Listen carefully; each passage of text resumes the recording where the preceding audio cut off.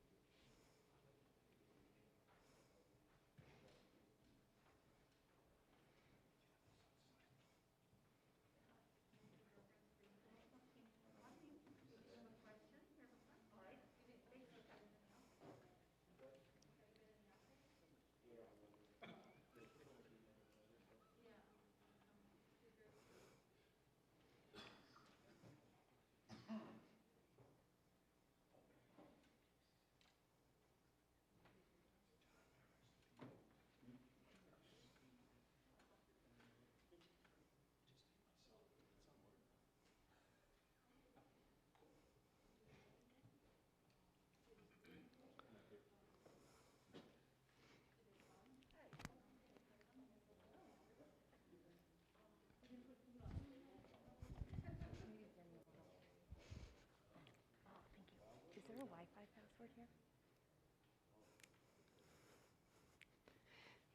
Go back there. They'll help you.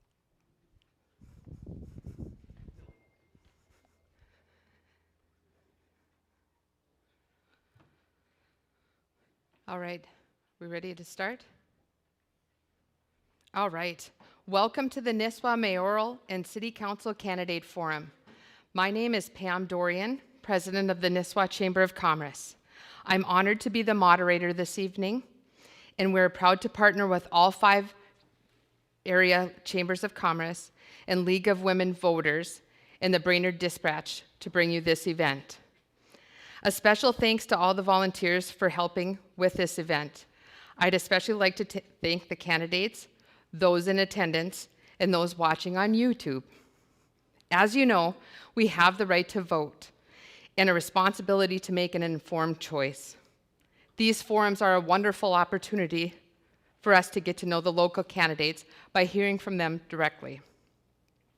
Today's event will be live streamed on the Nisswa Chamber of Commerce YouTube page and will be available for viewing until Election Day. Our live broadcast is made possible by a grant from the Brainerd Lakes Area Community Foundation.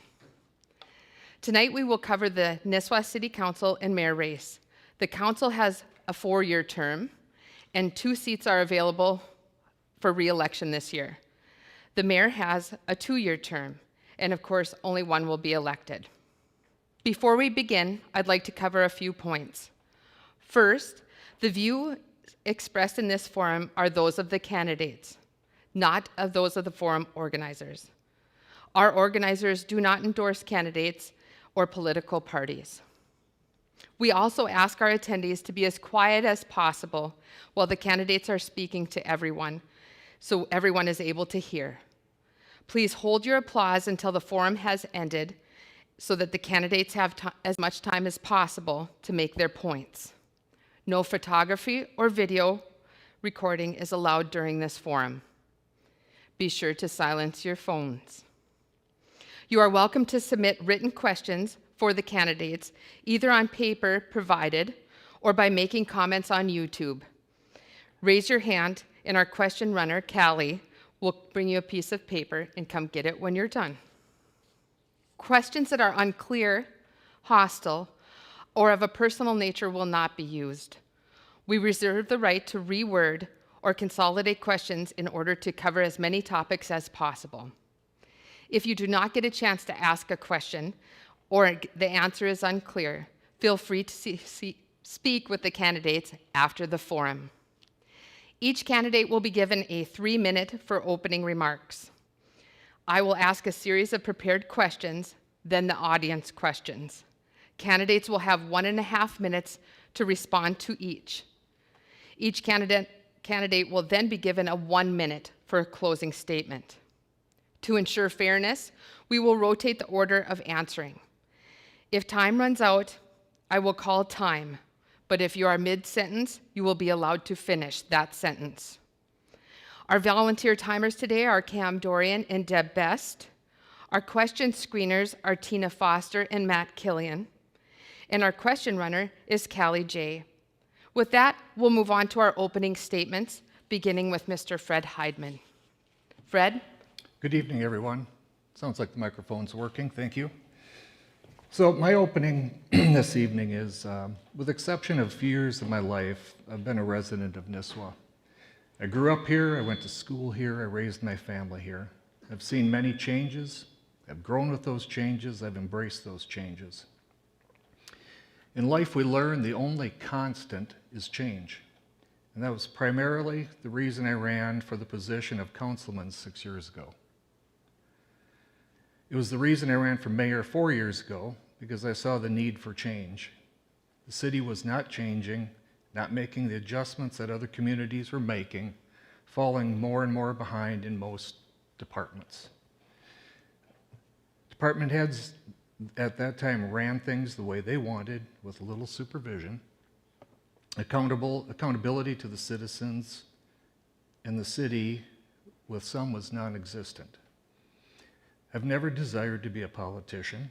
I've never desired to be a councilman nor a mayor, but I had an enormous desire to see the city I've lived in be as good under the hood as it appears on the outside to the thousands of vacationers that visit us each year. I ran, and I've been elected, was elected and re-elected 2 more times. The citizens have told me that I am the one they can trust to help them with concerns and problems that they need to share and have resolved, whether they're planning and zoning, program concerns, road and street concerns, staff behavior and concerns, and police department concerns. They tell me if anyone can get it done, I can. I've been told I'm a visionary, being able to see, then lay out the movements to get things accomplished. Also, I have a good vision for the city, balancing growth with protecting our trees and resources, keeping our touristy feel, protecting that important aspect, yet picturing the future with growth in the community. While mayor, I pushed to save downtown parking places. When we couldn't agree to save them all, I pushed and we were able to add a few back in. I pushed hard against a 60-foot long railing downtown that was proposed to be in front of Rafferty's, Martin's, and the gift store. Apologies, I have a bit of asthma thing going. I fought hard for the city of residents on Edna Lake Road, and we prevented road assessments for them, and I negotiated a plan with Public Works that worked both good for the citizens as well as the neighboring community in another matter. Thank you. And I see the stop, so thank you. All right, Mr. John Ryan, 3 minutes. Thank you for coming tonight, and thank you for hosting this forum. As a citizen of the Crow Wing County area for all but 9 years of my life, and a citizen of Nisswa for well over 20 years, I also served as a law enforcement officer in this area for, 23 years. So I'm very well acquainted with this area. Before the city of Nisswa went back to its own police department, I was contract deputy through Crow Wing County in the city of Nisswa. A lot of things have changed since 1984, and the city has changed with some of that, and some of it hasn't changed. But one thing that I saw when I ran for council 4 years ago is a lack of direction. A lack of direction from the city council to the employees of the city. One of the things that when I ran I felt was absolutely necessary is that we embrace a city administrator position. Not a popular position with some, but it was necessary. Somebody has to run and be accountable / in charge and make sure that the job gets done. The liaison system, although it worked very well for many years, it just isn't tenable anymore. That said, council members still have an obligation to be as involved and as kept up to speed with the various things going on in the city, be it Public Works, which I serve as a liaison for Public Works, be it the police department, Parks and Rec, planning and zoning. Another thing I saw was not enough attention being paid to those things that affect everybody's life every day. Mostly Public Works and planning and zoning. We need to grow, and we need to grow correctly. Not quickly, not fast, not just anything goes, but we need to grow correctly. I strongly believe that if you give the people in the city an opportunity, the citizens an opportunity to voice their opinion, that we will grow together. That's another reason why I was very active in getting the current website that we have up and running. Much better, more interactive. It's by no means done. It needs a lot of polish, but we have to be able to get the information to the citizens, and that's what I'm telling you I will do. Get the information, what's happening in your community, to the citizens and get your feedback. This is your town. It's not my town. It's not the council's town. It's your town. Thank you. Thank you. Robert Fear, 3 minutes. Hi, please call me Bob. I'll give you a little background on myself because there's about 25% of the people here I don't think I've met personally. I haven't been lifelong in Nisswa. I grew up in the suburb of Minneapolis. And one of my family's traditions was always to come to Round and Gull Lake. So from 1956, it was special we came up here. And I liked it so much that I used to hitchhike and come up here to races and other things, sometimes on myself when I got to be 16 or so. My background after college was engineering and business. I worked for a big airplane company, Boeing, for about 17 years, and then got into facility management for kind of a pharmaceutical type company called Amgen. So my background is managing sites and taking care of the grass and staying in touch with clients and things of that nature. Retired from a career of that in 2005 and got into a small business. I run a power sport dealership actively, and then became a stockholder in that about 2010 and moved home to Nisswa, so to speak, and I've been here for 10 years.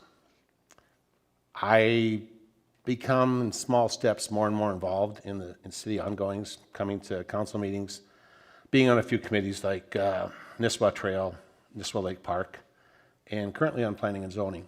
And kind of a natural fit for me. Some things I wasn't quite comfortable with, but my attitude is don't complain to others. If you don't like something that's happening, volunteer.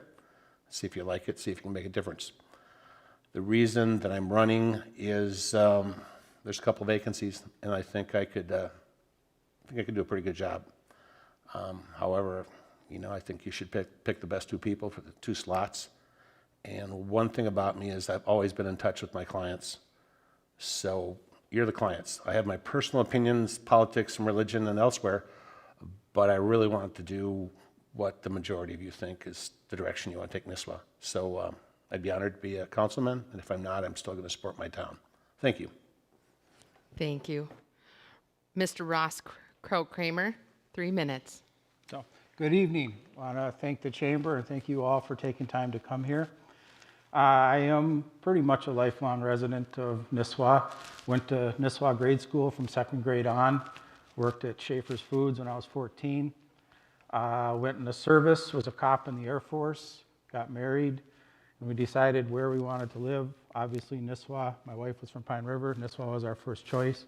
Came back, worked at Schaefer's as the manager. So my background in Nisswa has been pretty extensive. I have spent the majority of my working career working in Nisswa, for Schaefer's Foods for a lot of years, and now for Nisswa Marine for a lot of years. So I was a 24-year veteran of the Nisswa Fire Department. That was my introduction. Well, I always am community-minded, always have been, but that was my introduction, and that's where 100% of my energies went at that time. When I do volunteer or state that I'm going to do something, I give it 110%, which I did with the fire department. I was the assistant chief for a lot of years. I was also the president of the Relief Association that took care of the investments for the firemen. When I retired after 24 years, at that time, the city of Nisswa was trying to fire the police chief, and at the time, it was, at any rate, that is when I decided that maybe I could get involved with the city. And that was my lead-in, just in the way that was handled and the amount of monies that it costed.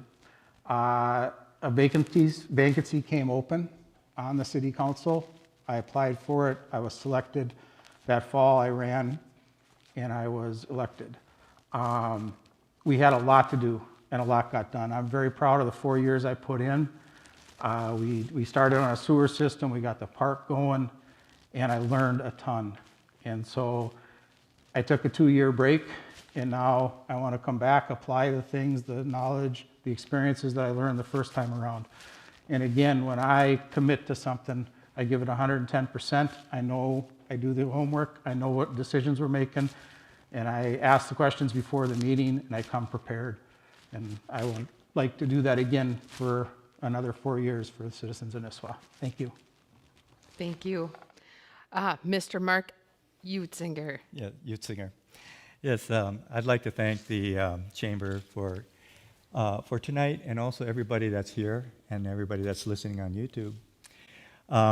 My name's Mark Utzinger, and I'm relatively new here in Nisswa. However, my roots go way back. I've only lived here full-time for 3 years here in Nisswa. I live right on Lake Hubert. And my grandfather was the EUB pastor in Brainerd. That church is no longer there. I mean, it's there physically, but it's a private residence now. And my dad graduated from high school in Brainerd. And when my parents got married and they had their honeymoon, it was at the old Evanger's cabin at Lake Pelican. So I actually remember riding the horse and the train at the totem pole. And we'd come here every year for the summers. And so this has been a very special place for me. It's almost magical for me. That's why I decided to retire here. I went to McAllister College. I graduated from there in '81. I traveled to Japan. I lived there for 5 years. I worked for the Ministry of Education in Japan in Ehime Prefecture on Shikoku Island, and Matsuyama's a city. And then I worked for the company that I work for now. I've worked for them for 36 years then. They are a manufacturer of industrial and commercial steam and hot water boilers. So I helped to establish the company up in Canada first. I lived there for 3 years. We built the plant and started that, and then started the sales and service in Canada. And then I was moved down to the United States. I lived in Chicago for 17 years doing sales and service. I started up the company there. Then I was asked to go to Rockmart, Georgia, sort of a rural area, northwestern part of Georgia, where we built another plant, and I became the president of that manufacturing plant. I had the full responsibility of all the production that we did. And then when we joined our sales side as well as the manufacturing side, then we became a corporation in North America with Canada, US, Mexico, and Brazil. And I became what they like to call the defense of the company. And so I handled HR. I was director of HR, accounting, QC, and legal, so that in case we were sued for anything. So then now I will be retired at the end of March officially. So I'm here now in Nisswa, and I'm going to be living here as a full-time resident, and I love this area. So. Thank you. All right, on to the prepared questions. A reminder, you'll have 1.5 minutes to answer each of these following questions. We will start with Mr. John Ryan. What do you see as the greatest opportunity and the greatest challenge for the city of Nisswa, and how would you address them? I'd see the greatest opportunity for the city as we speak right now as being the ability to engage our businesses in order to expand our businesses, to expand our tax base in that way, while we keep the up north and the Nisswa feel. I can't find any other word to call it other than the Nisswa feel, because we're the only place in the state that has it. I think what we need to do is to engage our staff and our city administrator to go out, work with neighboring communities, work with Bladek and other areas, so we can try and engage and fulfill to the taxpayers, getting that business going, getting the businesses going again while keeping that up north feel. It's not going to be easy. I also think that we need to take a solid look at our comp plan, and our comp plan can guide us through that. We've put it together, and we have certain challenges with our comp plan, and it's not going to be an easy thing to fulfill those edicts that were given to us by those who put the comp plan together, and we ratified as a city council. We have to keep using it. The last comp plan wasn't used. It was shelved. And okay, we did that. We can't do that. We have to look at those things, incorporate them into how we move forward, incorporating businesses and that up north tourism feel. Thank you. Same question to Bob Freer. What do you see as the greatest opportunity and the greatest challenge for the city of Nisswa, and how would you address them? Very similar to what my predecessor just said. I see rapid expansion of commercial businesses and other entire entities coming up the 371 corridor, storage sites, etc. And so we in Nisswa want to keep the up north feel. This is a special place to me and to everybody in this room. However, I think we can do that by staying in touch with our customer base, the comp plan, and using a little bit of prudence. We're going to let some storage sites be developed, but we're going to have some screening with evergreen trees. We're going to have separation from the sites to other churches. So there'll be a few developed, but we're not going to be a solid metropolitan area like you'll see creeping up from the 210-371 intersection. We're doing some things better than we did 5 years ago, 10 years ago when I first came here. I think the addition of a city administrator, we're doing some electronic surveys to stay better in touch with our customers. What I don't like is when we about to start construction and all of a sudden there's 100 people at a meeting. So I would like to employ several ways to be in touch with our community a little bit more proactively. Thank you. Thank you. Same question for Ross Krautkramer. Greatest opportunity and greatest challenge.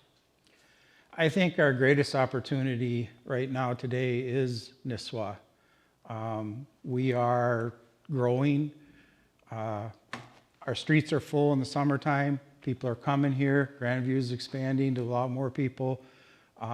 We just are on kind of a roll. And you can see it in our businesses. You can see it in the businesses' parking lots. I think as a city, we're on a roll. A lot of things have been done with the city administrator, and a lot of things have just gone in the right direction. But I think the biggest challenge is that we need to be looking at the future. These rainy days can come to a short, especially in a tourist, when your economy's really based on the economy of the world. Your tourism's first to go. And I think business growth is it's income for the city to develop property and get that tax base.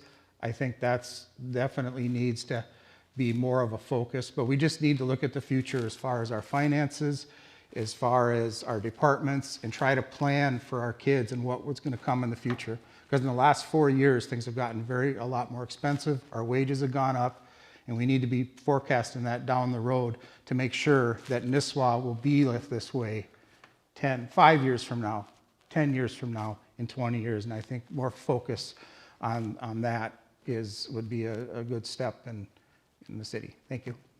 Thank you. Mr. Utzinger, same question. Okay, well, again, everybody's been saying it's this growth of Nisswa. It's the reason why I came here too. We have such a beautiful combination of nature, the lakes, and we want to protect that as well as provide growth for commerce around here. In the summertime, we grow probably about 3 times what we are in the wintertime. So there are a lot of challenges as well, and I think a lot of that is infrastructure and trying to make sure that we can handle that type of growth in the future as well. So those are probably the 2 main areas the one main area as far as a challenge. But as far as growth for the future, that would be the very big opportunity for us in the future. Thank you. Mr. Heidman, same question. Okay. Greatest opportunity. I think, I think the other candidates spoke very well about that. I'm in agreement with all of that. I see it with my work and my business. I meet a lot of people from out of town, from out of the state, and sometimes from other countries. I am seeing this summer an amazing interest in people moving to this area. Remote working, work at home is becoming the norm. So many people are that I talked with from big cities are like, I think it's time for us to move out of the big city. We can do our work from wherever we're at. One guest or client that I talked with who was staying at a resort said, we could stay here for the whole summer and both my husband and I could do our work right here and we wouldn't even have to leave. So, being prepared for that kind of growth, I think is going to be important. And for the most part, I think our internet services are pretty good and can handle most of that, which would certainly be important.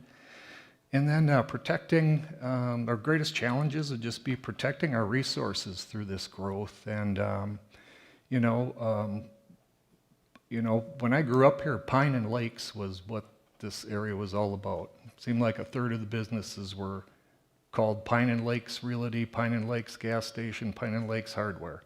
So, protecting those things are very important. Thank you. Thank you. Question number 2 for Mr. Freer. What is your philosophy on balancing the quality of city services with managing taxes and fees?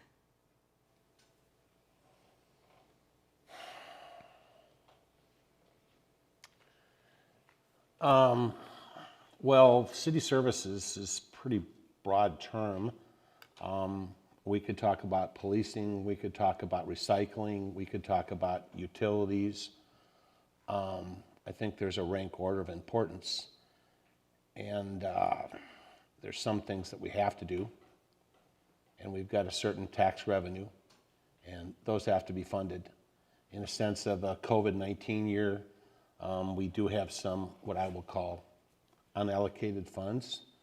And I think for a year like this, where there's been a hiccup in our revenue stream of some people that have small businesses, let's shore up those services we have to have. But I basically am a person that believes in not long-term bonding, and that we should basically fund our services based upon the revenue available. Thank you very much. Thank you. Ross Krautkramer, what is your philosophy on balancing the quality of city services with managing taxes and fees? Well, that's kind of one of the main things of what it's all about on the council. It's a never-ending task, and in the Nisswa community, it's harder because of our influx. You know, we're a town of 1,900 that has to have the infrastructure and the facilities to handle a town of 30,000 for 3 months of the year, 4 months. So that's, you know, that's always at the bottom of everything you do. And it's not easy. It's not easy with things that are, you know, prices keep going up, wages go up.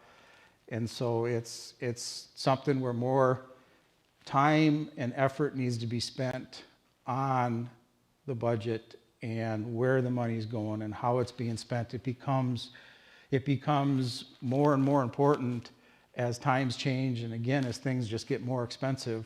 A fire truck when I started was, you know, $60,000. Now it's $1 million. I mean, that's just a huge, and to meet that, you just have to be on your toes, and you have to be looking down the future, and you have to be accountable to what you do. But that's the job that we're to do. Thank you. Thank you. Mr. Utzinger, same question. Yeah. City services is a broad statement. You know, what do you,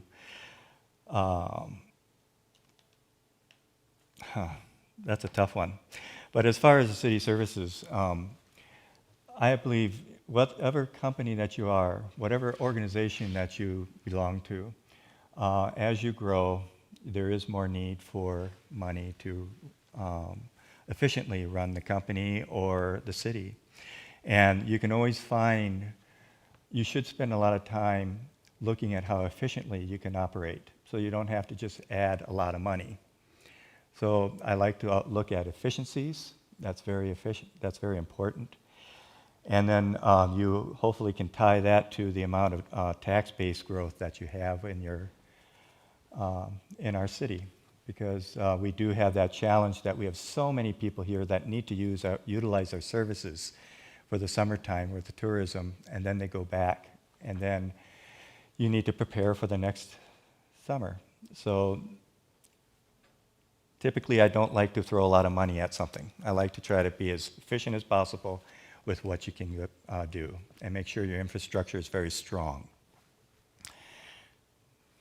Thank you. Thank you. Mr. Heidman, same question. Would you read that again, please? What is your philosophy on balancing the quality of city services with managing taxes and fees? So I think my belief is that as a city, the council and the mayor need to be willing to take really hard looks at our budgets every year. The budget process kind of lays out, and I maybe won't get through all this, but if you'd like to talk to me afterwards, I'd be glad to. The process starts out with each department presenting what they would like to have, what they think their needs are going to be, and that's a great place to start. Council is then asked to put a maximum on what increase for the year that we would consider. Usually that starts out pretty high. It starts out as a higher figure because of unknowns with labor negotiations, costs that we don't know about for the next year. Over the period of a few months, that gets whittled down and whittled down and whittled down, and in the end, we hope that we come up with a number that's reasonable. Myself, I'd like to see the city take a different approach, and that is to really dive into each department and have some discussions on what do we expect and need, and are we not looking at how to save money as much as we are how to just keep a percentage from being higher than what we talked about last time. Thank you. Thank you. John Ryan, same question. Thank you. The city of Nisswa is in a very good financial position. thanks to councils preceding us. Because of that, we're able to do things for certain departments or various aspects of purchases and stuff in a much better way. We're able to in some cases, stroke a check like we did for the fire truck, purchase it, and then the fire department pays us back over a period of so many years. So it was really a nice way to be able to not have to bond for things, et cetera. That's what we have to do in those respects for capital improvements and things of that nature. But ultimately, the decision or the cost, what the people are willing to spend, comes down to them. What do you want? What don't you want? What do you want to get rid of? Public safety is critical. Our fire department, our police department is critical. At Grandview, they can hold up to 1,500 to 1,700 people. That's a small city within the city. This summer, some of those numbers were just about met. Actually, I think they were met. But we have to be prepared for that and what it brings. 77, County Road 77 outside of a Grandview, for example, roundabout would be a cure for a lot of problems. It's $1 million, 1.5 million. We have to be prepared for those kinds of price tags, and it's going to take tough decisions on the part of the council. Thank you. All right, next question, starting with Mr. Krautkramer. What role, if any, should the city play in helping local businesses and individuals recover from the COVID crisis? I think that the city should be very active in that role. And I think that the city should be very active in that role with COVID-19, and I think on an everyday basis. Having worked in Nisswa my entire life, I understand these businesses, it's not easy to have a business in a seasonal area. You're tired at the end of the summer and you just work to try to make it through the winter. With Nisswa Gross, that's gotten better. So I guess to answer the question, the city really needs to be a partner with the area businesses and people, the people that have been affected by COVID, whether they're working out of their house or it's a business on Main Street or on the highway. We need to be partners to them, and they need to let us know what we need to do to help them.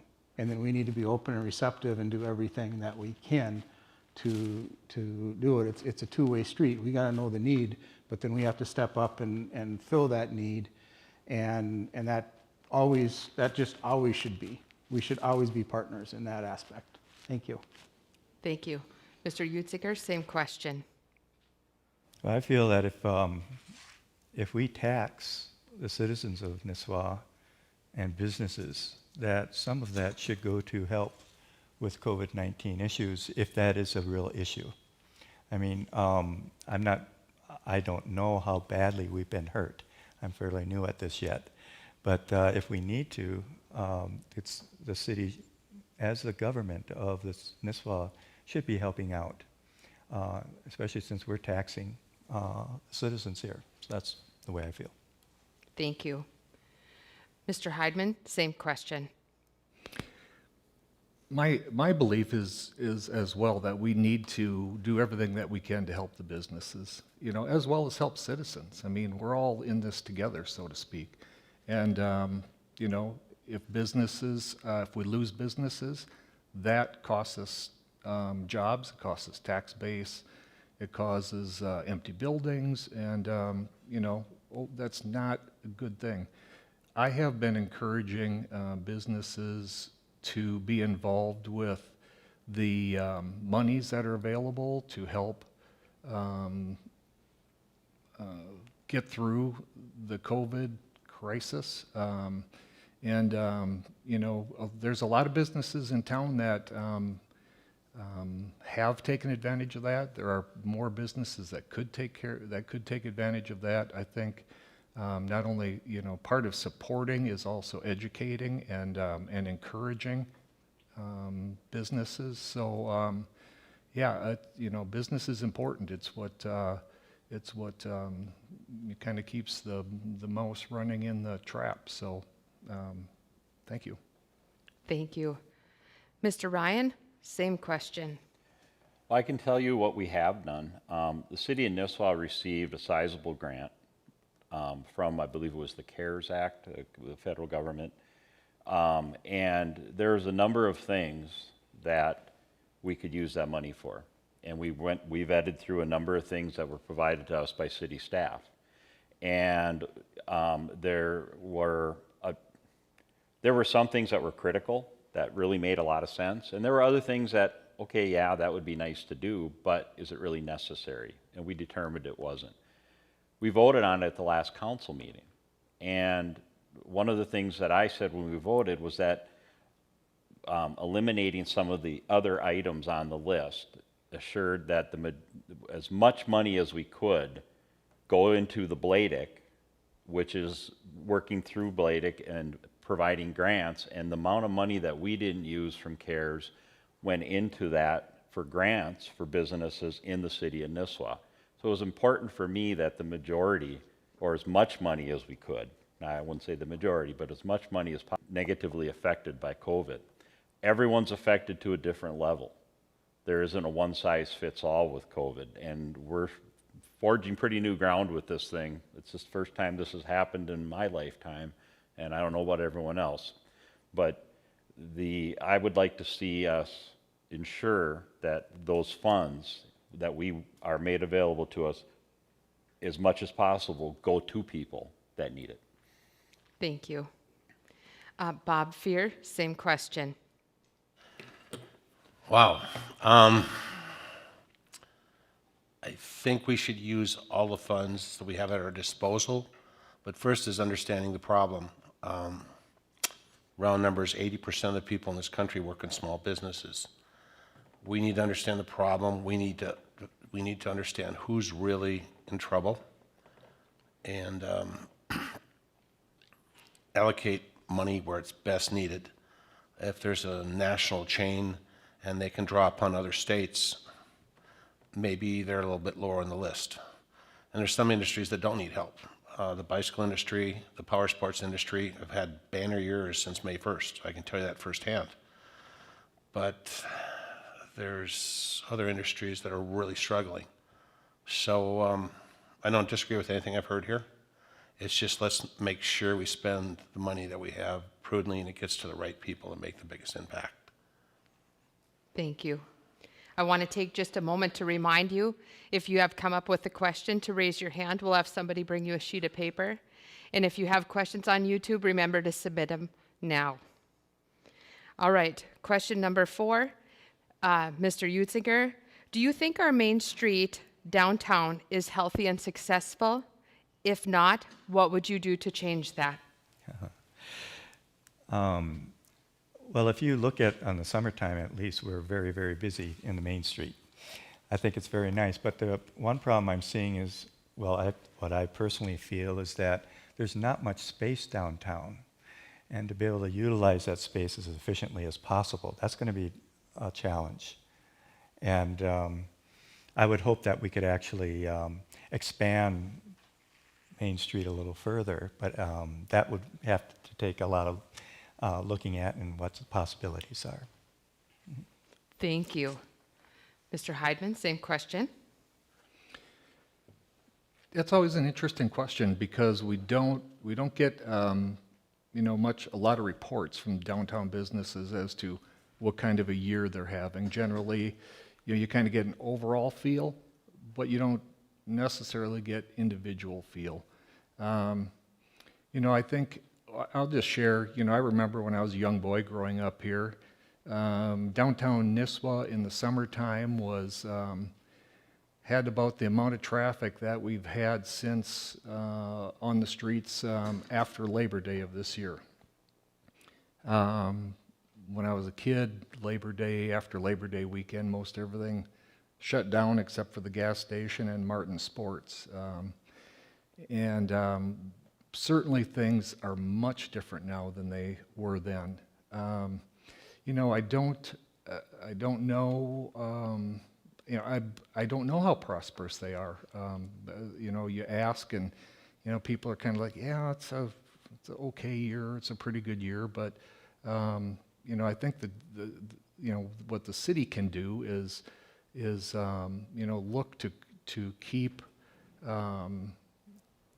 as much space available and to create space available for parking, and help. And the city does do a good job with helping with events and promoting events to get people downtown. You know, and so I think those are the big things that we as a city can do. I don't believe it's the city's job to manage businesses. I don't think it's the city's job to tell businesses what they should or shouldn't do, but just give an opportunity for them to succeed. Thank you. Thank you. Mr. Ryan, same question. The single greatest comment that I've heard downtown is parking and the lack thereof. There is a bit of parking, but there's always a challenge, especially for people that are coming into town with larger vehicles like a motorhome or you know, something along those lines. There isn't, Nisswa is, we're kind of hemmed in, if you will. We really can't expand to the west because we have a highway in the way. But at the same time, I think that there's plenty of room for us to fix these problems. I think we can do it. It's going to take time and it's going to take a lot of input from people that own the properties. What do they want to see? The business people, I worked after I retired from law enforcement for a summer with Martin Sports. And it's amazing how many people come in and out of those stores every single day. And the one single complaint, again, parking. I wish we could have parked closer. I wish, okay, how do we do that? I don't have that answer, but I don't have to have the answer. We can engage people and we can all put our head together and figure out what that answer is. That and the ability for a downtown to expand a little, to make and to offer more opportunities for shoppers and residents. And those opportunities can be in the way of jobs, but for the younger folks. But we need to take a look at the parking. That's the biggest challenge I see facing downtown. Thank you. Thank you. Bob Fierce, same question. Would you repeat the question? Do you think our Main Street downtown is healthy and successful? If not, what would you do to change that? I think our Main Street is healthy and successful. It has some parking issues, and I kind of smile when I hear this question. I think where our Main Street is based upon the automobile. And I happen to, on my way back to Nisswa, I happen to live in the city of Boulder for 15 years. And we made a decision on Pearl Street, which is our main east-west street, back in the mid-60s, the city council did, saying, we're not going to park or drive down Pearl Street. And all the businesses said, we'll be broke in 6 months. Well, anybody that's seen Boulder, and there are festivals and people and shuttle carts and everything else, business is great. So I'd like to see just a study plan made up some citizens like we did in Nisswa Lake Park that just conceptually looks at some alternatives. You know, like, do we need to have 2 or 3 boat storage buildings almost on our main street, or could we somehow induce the owner of that property to maybe move a little farther away, open up some land there, and could we have parking slightly to the east of downtown Main Street and somehow shuttle people in on horses or electric golf carts or something, or walking. And of course we have to do ADA, and there's going to be exceptions for people with limited mobility. But let's just take a look theoretically at how maybe we could get a little bit away from cars. Thank you. Mr. Kramer, same question. I think our downtown is hugely successful. I think it's the crown jewel of our community. I think, and I do quite a bit, drive around to other communities, and you know, Nisswa's got a lot going on that other communities struggle with, and that's awesome. Parking's always an issue, always will be. I've definitely worked towards resolving that. But I think as a city, you know, we need to be there to promote Nisswa for our tourists. Our tourists are everything. We need to promote it. The rooms that Grandview's added only helps our community, and especially in the wintertime. I mean, I don't think people realize how huge it is to have this audience in the wintertime for our businesses, and that we have people coming up here in the wintertime. And I guess as a city, we need to not rest and say, hey, we're there. Everything's going good. We need to always be looking towards the future, and we always need to be going, because this may not always be here. It's up to us as the city to protect it, so it will. And I guess that's where I feel our energy should be, is in just protecting what we have and being grateful for it, allowing our businesses, allowing more businesses to come in, helping them come in, and keeping our businesses healthy, because that's what draws the people here too. If the people don't have a place to go, they're not going to come. And if they don't have a place to stay, they're not going to come to a place to go. And it's the city's job to be managing that and moving forward with it. Thank you. Thank you. All right. Mr. Heidman, if the city was given $1 million with no strings attached, how would you propose that money be spent? Wow, that's a great question. That's a great question. I would like to see it invested in paths, walking paths, biking trails. You know, the city's looking at and is working on rules and regulations for possibly having golf cars on the streets, certain areas. I think getting away from automobiles to some extent, giving the residents and vacationers opportunities to come by bicycle, golf car, walk, skateboard, would be wonderful. I think it would be a huge asset for the citizens to have more trails. I think it would be fantastic for the vacationers. Biking is so big. I've met people from England who've come here just to bicycle because they hear our bicycling is so good. The Cuyuna all the way up to Bemidji, you know, and the things that were built, the project that's it is in works and getting close to completion going around Gull Lake is just fantastic. And I think that's where I would probably look to spend that money. Thank you. John Ryan, what would you do with $1 million for the city? No strings attached. I would have the city administrator put together, and the city department heads put together ideas themselves, input from staff. And I also think that we would have to go and engage the citizens of the city. This is what we have. What can we do with it? What do we want to see with it?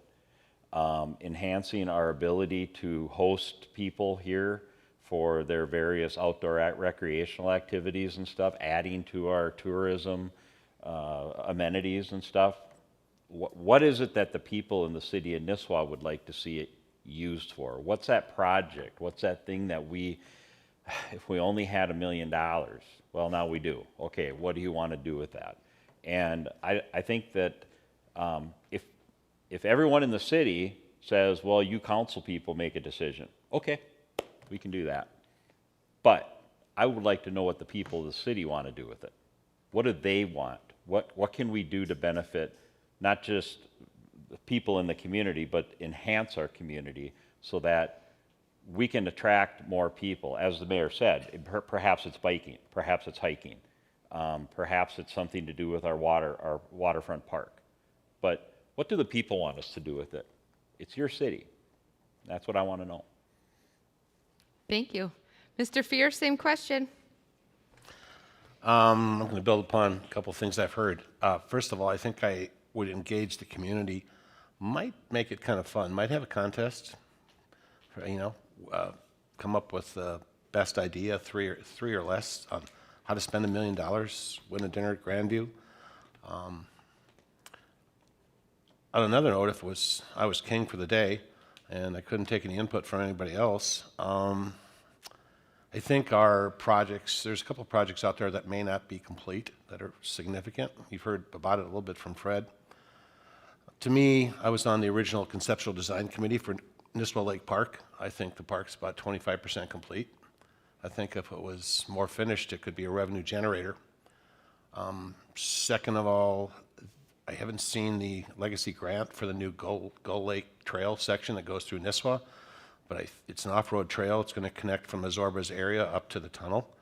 And just assuming that the legacy grant doesn't cover all the amenities, I was just riding the Sioux Line Trail a couple hours ago and having some benches and proper signage and little rest areas, etc.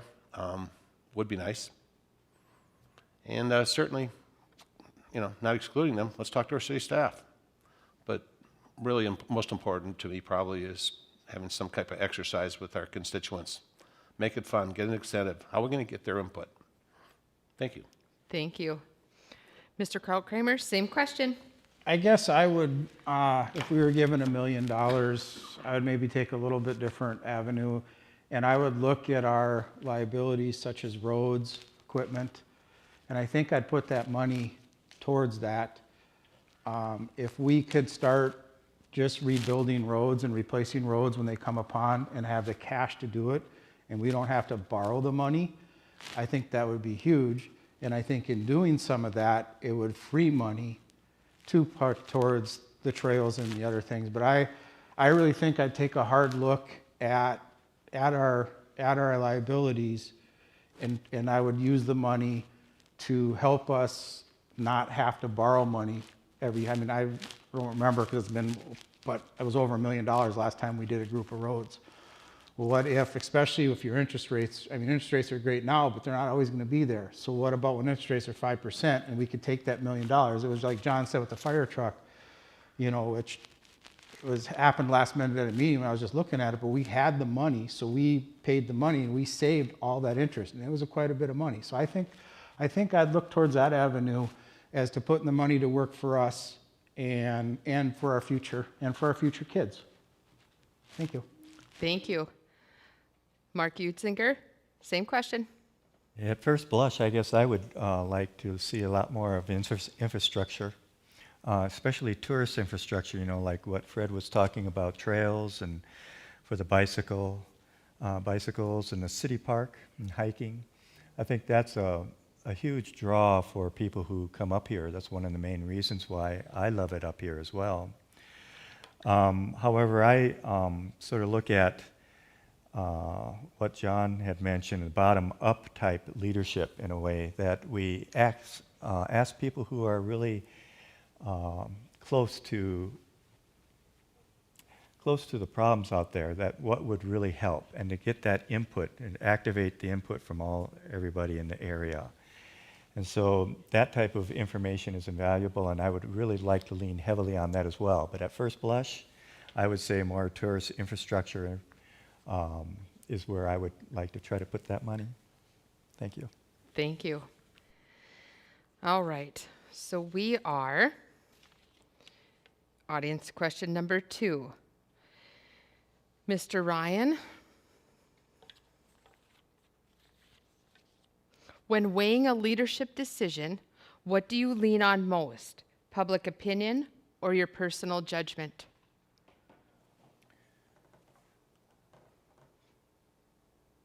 Myself personally, I'll look at my judgment. But as a city leader, I would have to say, what is the public's opinion of the problem? The public might be wrong. They might not understand fully everything that goes into the question or the problem they're having. They may not understand everything, and they deserve an explanation. They may be right, and you may have to address it the way they wish. That's fine. Or if it's not right and they need to understand, you owe them a decision, an explanation, why and what and how you've come around to your decision, your conclusion. But there are a number of things in day-to-day operation of a municipality that, unless you work in public employment, You don't understand. It may not seem right, but it is, and this is why it has to be done that way. And people deserve to have that explained to them, and you don't have to agree with it. We don't even have to like it. Believe me, we don't either. But you at least have to be willing to explain it to people. If they're going to leave it up completely, I can make that decision, and I would weigh on my personal experiences. 30 years as a law enforcement officer, it's surprising what you deal with. Thank you. Bob, same question. Repeat the question, please. When weighing a leadership decision, what do you lean on most? Public opinion or your personal judgment? Well, I start with my personal judgment. It depends upon the decision. What are the ramifications of a poor decision made? How long do I have to make the decision?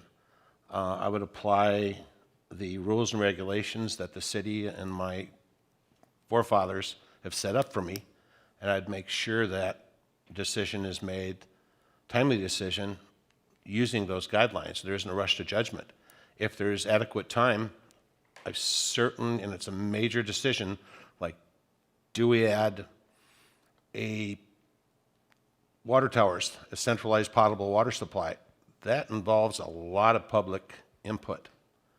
And so I just get the ball rolling, listen to my constituents, and facilitate the right decision being made. I certainly would have personal viewpoints, but the more input, the better, providing you have the time and the risks involved factored in. Thank you. Ross, same question. I think that it's a balance. It's a balancing act. It's a balancing act of my personal opinion. That's very low, but that does factor in there. But it's based on facts of each situation, and it's based on public opinion, and that's important. But I think sometimes, I hear somebody say, "Well, I talked to 100 people, and they're for this." Well, that's great, but there's 1,900 people that live in this town. That is not even close to being a majority thought. So I think when you're balancing public opinion, it's important to keep that you're representing the whole community. You're representing all 1,972 people. And I think the facts are, should really is what go into making that opinion. And I think once you make it, looking somebody in the eye and saying, okay, this is why I based this on my decision. These are the facts, this is what I did. And even if you may not like it, if you can at least show that you've listened to people, you've read the facts, you did your homework, and you made a decision based on that, I think in the end, even if they don't agree, hopefully you can at least get their respect. But I think it's a balancing act, and it's a balancing act all the time. It's on everything that you make is a balancing act. Thank you. Thank you. Mark, same question. Yeah, I often, I do have my own opinions, but I base everything on data, information, and facts. That's what I'm interested in. And that comes from the community, that comes from our employees of the city, those who know much better than what I do what really needs to be done, and I will take that into consideration. And I would rather rely on that. I'm not necessarily just opinions or public opinion. I really don't care about that as much as the facts, information, and data. Thank you. Thank you. Fred, same question. Well, I've been a strong proponent since I've been involved with the city on, first of all, improving our communication with the city residents. And one thing that I pushed for and we have gotten is now we have our meetings on recorded. They're on YouTube, and people can watch them remotely. I was totally backing and supporting the change of our council meetings from Wednesday nights to Tuesday nights. We have numerous church activities going on Wednesday nights. Moving to Tuesday night allows people who may not be able to attend because of other obligations to do so. I tend to, I always ask citizens and I ask around as to what people are thinking, and that's hugely important. It was also shared that, and I believe this, that citizens aren't aware of all the different factors that go into making decisions. So taking that information and applying it the best that we can with logical thinking, common sense, and using experience, then makes for good decision making. Thank you. Thank you. All right. So next is Bob Fear. This is another audience question. What do you believe are the most important issues facing our police department, and how would you address them? Wow. Topic of the year, huh? I don't like to make a decision of any significance before I'm fully informed. And I am not fully informed on our police department, whether it's 100% efficient, whether it's staffed with the right amount of people. First thing I would do as a council member is get more involved, develop a closer relationship with the city administrator, who's definitely the boss of the police department, and just use her as a sounding board, whether or not it'd be the three of us in the meeting. But I was a big fan of developing a personal relationship with my engineering staff. We called it bagel meetings. I brought in Moe's Bagels and cream cheese and great coffee, and for 15 minutes we talked about anything for every other week. And I'd build a relationship before I'd even put that task on the board, because I don't like to jump to conclusions. I'm certainly not a defund the police person. If any of you know my background, and my brother in the Air Force, and my half-brother, former chief of police in Minneapolis, and a few other things. So that remains to be seen if I do anything. We can always improve, but certainly nothing drastic for the first 6 months, that's for sure. Thank you. Thank you. Ross, same question. Most important issues facing our police department. This is the deep end of the pool. I guess I'm in support of our police department. I have spent time when I was a councilman, asked a lot of questions, and we had a relatively young department. And we had none that I know of, complaints of over-policing. I remember we had a robbery, and the guy was caught in the same day, and he was caught in the same day because the guys knew it. They were out on the streets. They knew what happened. I guess I'm a proponent in being present. That's what keeps speeds low. I know on the fire department, every year we'd have a fatality on 77. It's the police cracked down on speed and drinking, and it went away. So I think keeping the speeds down on Highway 371 is important. I'm for the police presence on Highway 371 because it keeps the speed low. But the real reason I'm in favor of it is because I have 2 daughters and a wife that are on that road all the time, and you are at 65-mile-an-hour speeds, and accidents are horrible, and I've been to too many of them. So I think our police department's doing a good job. The other thing is, if there are problems, I believe in facts. I believe in the process of bringing it to writing, bringing it to the city's attention. Everybody has it in writing, and then everybody knows that everybody knows about it. Thank you. Thank you. Mark, the question again. What do you believe are the most important issues facing our police department, and how would you address them? Well, I think nowadays there's a lot of hostility towards the police and a lot of emotionality. And I think that's very, very unfortunate.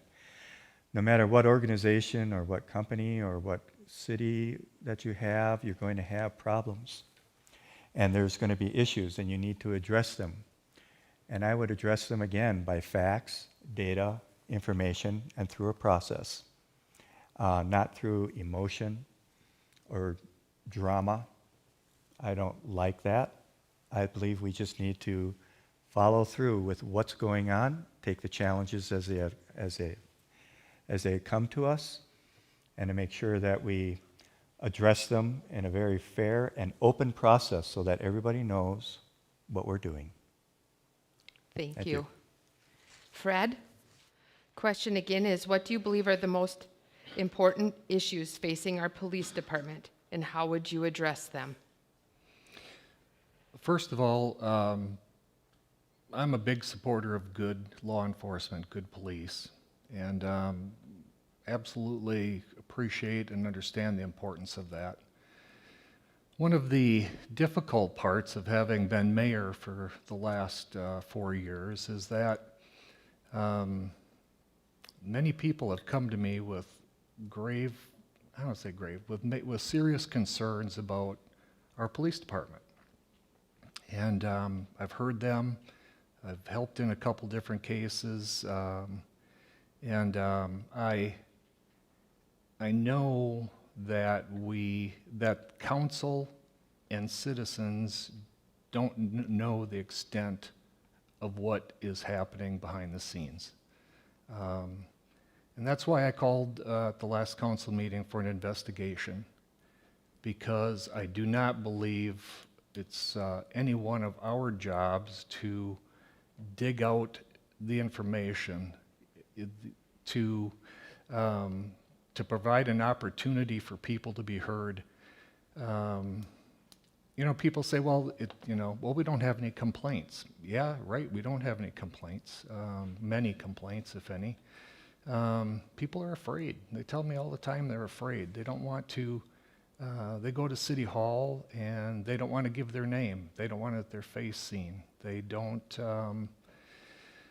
it's a big struggle, and I have a lot of thoughts about it and would be glad to engage anybody in discussion about it if they'd like to further. Thank you. Thank you.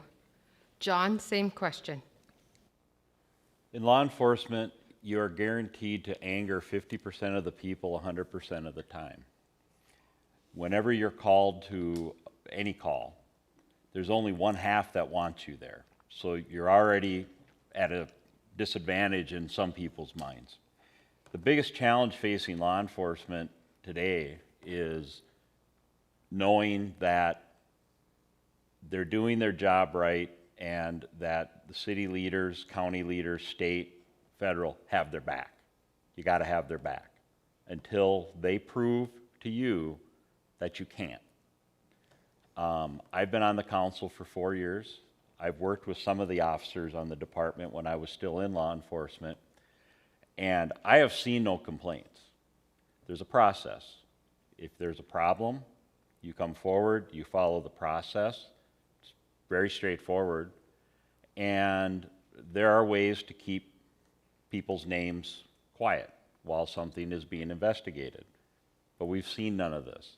We have a very young department, and I can tell you that, that based on my years of doing the job, to have officers as young as we have and not have the level of problems that you see in other departments is rare. So we're very fortunate to have the department we do. They need to know that we have their back. But problems need to be investigated when they are brought to the attention properly. Thank you. One last question. And we are starting with Ross. What do you feel needs to be done to engage our citizens?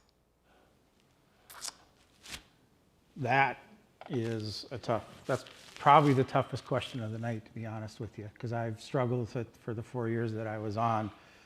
Because you sit there meeting after meeting and you don't see people come to it, but everybody's busy, and I get that. So I think that we've made great strides in our online polling. I think what I seen when I was on there, I was excited about when we, got the community involved with whether it be the parks or when we had these meetings to show people what we're doing and the amount of people that would show up. That was exciting.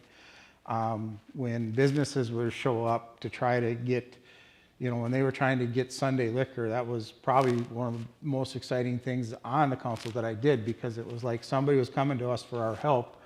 And hopefully I was a great help in pushing forward for that business to get that license on Sundays for our breweries. So I think it's a challenge, and I think it's a challenge but I think the responsibility falls on both sides. The citizens have a responsibility. That's how I got involved in council, because I felt I had this responsibility as a citizen. If I don't like it, I need to talk about it. And I think I can only encourage people to let us know, whether we're on the street, if I'm elected, whether we're on the street or coming to the council meetings or whatever. Again, it's just a two-way street, but I'd like to see more of it. It's why we do, for me, it's why I do council, is to help the citizens of this town. And I need the feedback too. Thank you. Thank you. Mark, same question. I think I would try to use a little bit more technology. I think the idea that we have this online, a lot of the input that we could try to get is through asking questions online and getting that feedback. It's really very difficult otherwise. I agree with Ross. It's very difficult to try to get people involved when they're not necessarily interested. But there are a lot of decisions and a lot of money being used, so we need to try to convey that and try to, I think, use technology, especially when we have issues like COVID. People don't want to get back together in person. So I would use a lot more technology and the internet. Thank you. Fred, how do you feel, or what do you feel needs to be done to engage our citizens? Certainly, I believe a stronger effort by council and staff to get word out to people. I think one big step that, again, I really pushed for, and we have now, is our meetings online. So you can see our meetings. You can see what's being said. You can see who's saying, are they saying something, and are they voting the way they're saying?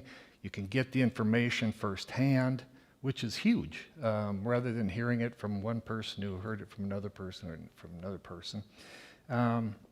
So that's big. I think we have the ability very easily, and if not through our own work through the county, to get the addresses of all our citizens and send out newsletters and encourage them to respond. I would like to encourage the city to start using something along the lines of SurveyMonkey and get all the citizens on board so that we can send out questions and we can get feedback without, they can do it on their own time and get it back to us. I've held myself a couple times meetings for groups of citizens who had concerns about roads or other issues. So it's about promoting and promoting and getting the word out and let them know the importance of it, of their feedback. Thank you. Thank you. John, same question. Part of what we have to do is what we've already done. Our website is much better than it was before. I believe I alluded to that earlier. One of the things citizens can do, and it's very underutilized, and that is, just like with planning and zoning, you can sign up online, or if you're me, you call the city staff and have them sign you up, because I'm not a techie. But when someone posts something to our website, it will send you a notification that this has been posted. And you can look at that and you can see, yep, I need to comment on this. Or we can even say, please comment on this. Department heads are able to put things online that way, and it will automatically notify you when we're going to be doing a project in your area, or if something is coming up in your area. If you want city sewer run down your road, for example, and we're going to be redoing that road probably in 4 years, we need to know those kinds of things. That kind of technology use is vital to us, and we have it, it's just not utilized.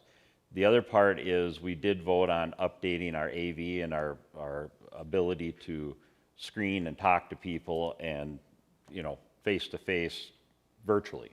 So those things are all necessary to do. But most importantly, we have to get it out there that your opinion is what matters, because this is your city. Thank you. Bob, same question. A question for you first for answer. How do we engage the citizens? I think you're talking about the entire city staff, including city council, or just the city council? The citizens. That's who we're Or going to just engage, me. but who's supposed to engage them? City council, you're framing it, or the entire city staff? Yeah, you. Me. Well, let me first pick on the police and the fire department, because it's an easy one. This may exist, but I've been into a few situations where I'd like to give an officer or fireman a couple hours off during the week, and I'd like to see basically maybe them wearing their shirt, playing volleyball with the kids. I'd like to see with a new miniature golf course, maybe, you know, beat a cop, win a Diet Coke, or excuse me, a Coke, and or maybe we're using my pontoon or something at Nisswa Lake Park, and they're taking the kids tubing free every Wednesday for a couple hours. Too much what I hear out there is, you know, we're afraid of these officers and servants, and that can't. Kids are important, so I would engage through some activities like that, possibly talking to the administrator and the heads of the two departments. As far as projects in the normal city, every decision that should be made, we should ask right behind it, a project, who's this going to affect? And the city council should answer that, and then how do we reach them, whether it's, we're already doing that a little bit with SurveyMonkey. I don't know how far along we are on a database of emails for a city newsletter. There's ways to do that, but you know, who's it going to affect? Thank you. Thank you. All right, now we're on to the closing statements. Let's start with Ross, 1 minute. Closing statements. From now. What's my minute? I guess what you see is what you get. I give 110% for what I commit to. I pull my own weight. I come to the meetings ready for the meeting. I've done my homework. I've talked to city staff. I've talked to who I need to talk to. I come ready for the work at hand. I show up for the budget meetings. I show up and I do what's expected from me. If I see something needs to be done, I go for it. I'm not an eloquent speaker. Again, it's what you see is what you get, but I'll look you in the eye. I'll tell you why I did something. I will tell you my reasons why, and that's just who I am. I did that on the fire department. I do that at Nisswa Marine. I don't sit very well. But I get the job done. And I guess that's my strength, and my sense of community is what drives me to do this. It's my sense of community that drives me to be a councilman and to make things better for people and to help people. That's why I was a fireman. And again, that's why I joined the city council to continue that. Thank you. Thank you. Mark, your closing statement? Yeah, since I've been on the Public Works Commission here in Nisswa now, and I've enjoyed that. The main thing I believe in is to do get a lot of work done without any drama. I would rather work with data and facts again. And this is something that I think is very important, to act very professionally and work very towards the goal. And you work behind the scenes to, there's a thing that I learned in Japan, it's called nemawashi. I don't know if anyone's ever heard that. It's called root binding. You don't rip out a bush to move it, you'll kill it. You bind all the roots first, and then you can move it and it grows very well.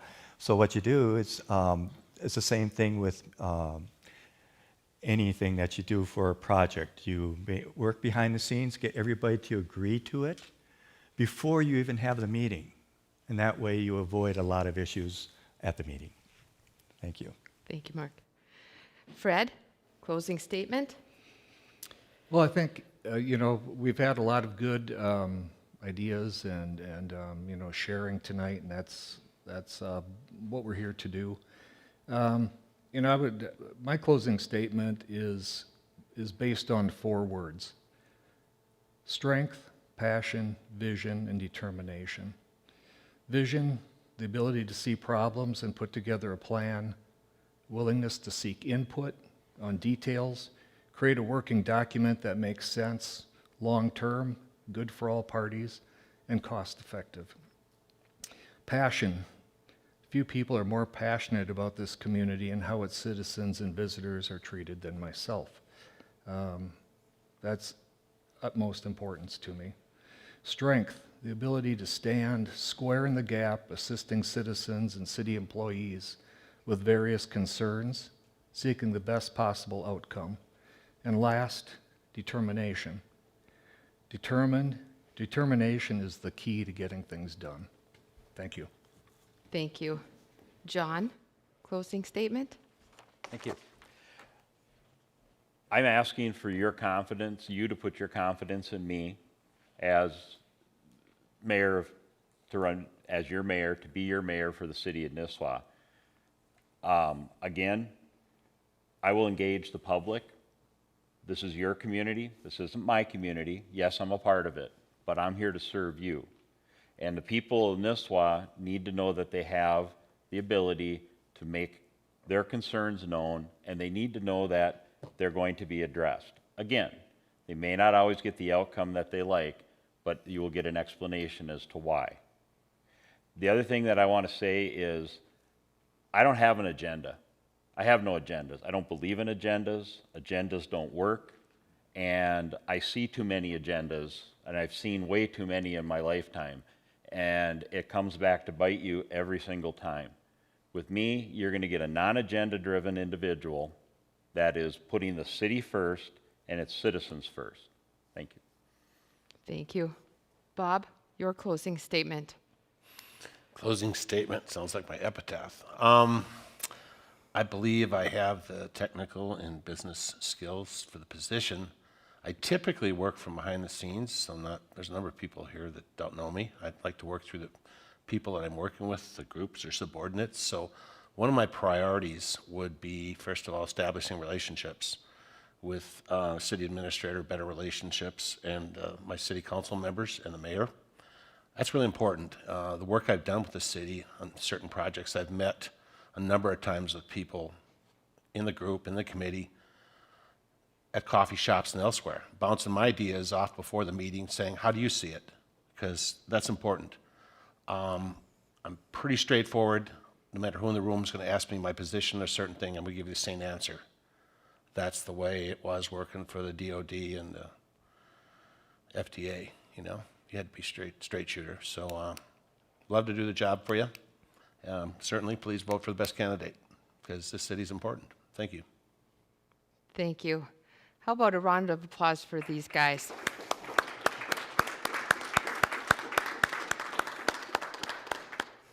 All right, I appreciate everybody coming out tonight. I would like to personally thank the 5 area chambers of commerce, the League of Women Voters, and the Brainerd Dispatch for helping put all of this on tonight. I'd like to thank my wonderful volunteers, as always, in Nisswa, and all of the candidates. I want to remind you, don't forget to vote. Early voting was September 18th. It's already started, and Election Day is November 3rd. Exercise your right to vote. Thank you.